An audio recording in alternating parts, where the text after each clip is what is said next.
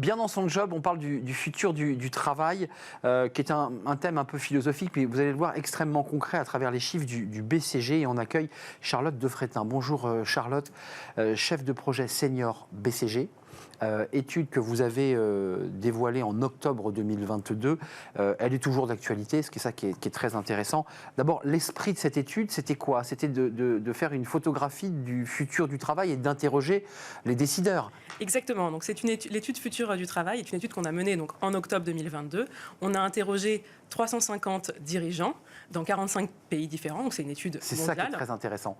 Et les questions qu'on leur a posées portaient autour de l'importance du futur du travail et des actions mises en œuvre pour adresser le futur du travail. Alors 94% des dirigeants considèrent que les initiatives sur l'avenir du travail sont importantes, mais moins de 20% des organisations en font une priorité du top management. Juste pour commencer, qu'on y voit un peu clair, c'est que globalement tout le monde est d'accord pour dire « Oh, c'est tellement important », mais quand on expertise les faits, il ne reste pas grand-chose au fond de la casserole. Exactement. En fait, ce que montre cette étude, c'est qu'on a un vrai consensus au sein des grandes entreprises sur le fait que le futur du travail est un enjeu important pour l'entreprise. Ça, tout le monde est d'accord. En particulier dans le monde post-pandémie et face aux crises auxquelles on est confronté.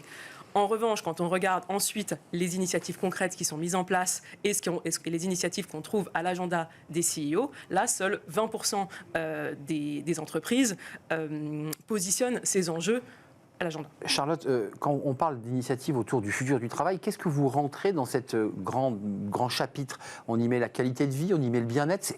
Comment vous le définissez, ça? Alors, on y met en effet un ensemble de dimensions constitutives du travail. La qualité de vie, effectivement, ça en fait partie. On va aussi mettre tout ce qui est modalité de travail autour de la flexibilité, les lieux de travail, horaires de travail, organisation du travail. Hybride, télétravail. Exactement. On y met aussi tout ce qui est culture d'entreprise, modèle de management, développement des compétences, parcours de carrière. Donc, on a un ensemble de dimensions qui sont prises en compte. Juste un mot, comme c'est une étude mondiale, internationale, la relation au travail hybride, au télétravail par rapport à l'ensemble des entreprises hors France, ça dit quoi? On est en avance, on recule, on est toujours un peu en retard, comme parfois l'est la France?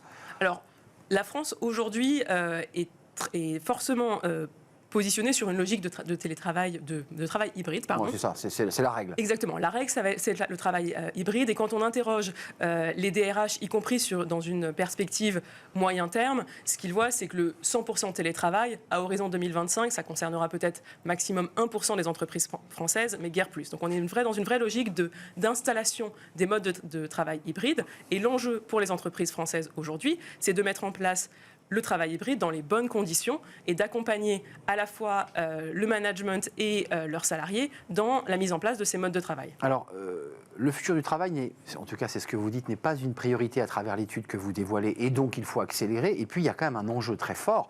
37% des travailleurs de terrain français se disent prêts à démissionner. On n'est pas loin de 40%. Ça, c'est quand même un chiffre qui doit interpeller ceux à qui vous remettez l'étude et les dirigeants à qui vous déposez l'étude devant les yeux. Exactement. Alors, concernant les travailleurs de terrain, en fait, on a mené une étude dédiée sur cette population. Il faut savoir que les travailleurs de terrain représentent 2/3 des actifs en France. Donc, on est sur une large population, une large part de la population active. Et effectivement, il y a un vrai retard sur la mise en place d'initiatives liées au futur du travail pour ces populations. Le chiffre qui ressort de l'étude, c'est qu'aujourd'hui, 40% des organisations n'ont mis en place aucune initiative concernant le futur du travail de ces collaborateurs-là. Non, mais là où vous insistez dans l'étude, c'est qu'il y a bien un distinguo entre les secteurs de la tech, les secteurs qui sont très tertiaires, qui sont en plein boom, et ceux-là ont une vraie réflexion globale, hein, on est d'accord, ou presque. Mais pour les travailleurs de terrain, alors tous ceux qui sont, je ne sais pas, le BTP, tous ceux qui sont dans l'agroalimentaire, la grande distribution, c'est d'eux dont on parle. Globalement, eux sont un petit peu laissés sur le bord du chemin, quoi. Exactement, parce qu'en fait, avec la pandémie, on est entré dans une phase de télétravail forcé pendant une période, ce qui a conduit les entreprises à réfléchir à ces modes de travail hybrides. Ben oui. Ces travailleurs-là ne sont pas concernés par le télétravail. Les premières lignes. Exactement. Donc eux...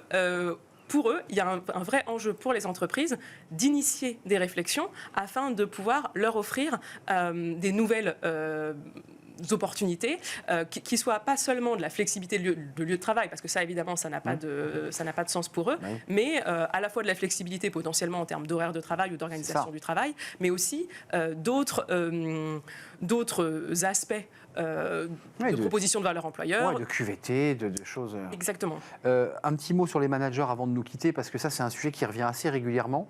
Cette transformation du travail, ce futur du travail, et notamment pour les entreprises qui sont très en pointe. Vous avez des managers qui se retrouvent, eux, un peu perdus. Et le chiffre est impressionnant. 93% des dirigeants interrogés affirment que la notion de leadership est au cœur de cette transformation. Donc ça veut dire que le manager est interpellé. Qu'est-ce qu'on fait pour les aider ?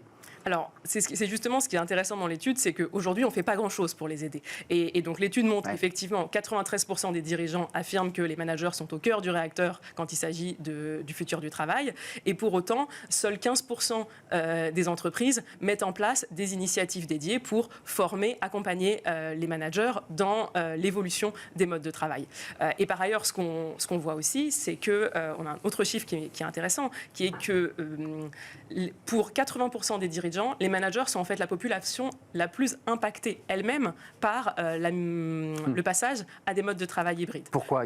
Ça génère un stress supplémentaire, des inquiétudes, c'est ça En fait, le mode de travail hybride génère une vraie modification des modes d'encadrement des équipes. Clairement. Et donc le fait d'encadrer ces équipes à distance et aussi de construire la vision de l'entreprise dans un mode de travail hybride est une vraie source et une vraie nouveauté pour les managers. Donc il y a encore quand même beaucoup de chemin à faire, et je le redis, notamment dans les secteurs, je dirais, industriels, où il y a besoin de travailleurs postés et terrain. Là, il y a encore vraiment un champ de développement qui n'est pas encore développé, en France pour le moins. Tout à fait. Et dans le monde, c'est la même chose ? On retrouve les mêmes éléments dans le monde, avec des tendances même exacerbées dans les pays avoisinant la France, notamment Royaume-Uni et Allemagne, où on retrouve des intentions de démission qui sont même au-dessus de celles qu'on retrouve en France. Donc nous, 37%, faut-il le rappeler, pour les personnes interrogées par le BCG. Merci Charlotte de Frétin d'être venue nous rendre visite. C'est un vrai plaisir, chef de projet senior BCG, avec cette étude à lire, à découvrir, évidemment, sur le site du BCG. Merci beaucoup. Merci. On va méditer un petit peu, ça vous intéresse ? Tout à fait. La méditation est très importante. Un livre est sorti et on va le présenter dans le livre de Smart Job. Je médite au travail, avec 10 séances d'auto-coaching. On va pouvoir en faire quelques-unes avec notre auteur. On l'accueille juste après le jingle.